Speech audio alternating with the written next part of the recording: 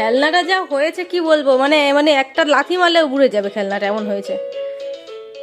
এ আমার ছেলের কাছে কিছুই না। এ পাপা, ও ও মা, দেখে যাও, দেখে যাও।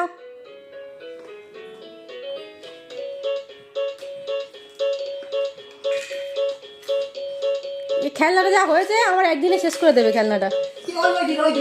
কিচ্ছু কিচ্ছু নয়, একদিনে শেষ খেলনাটা। ওর পাপাকে ডাকা একবার।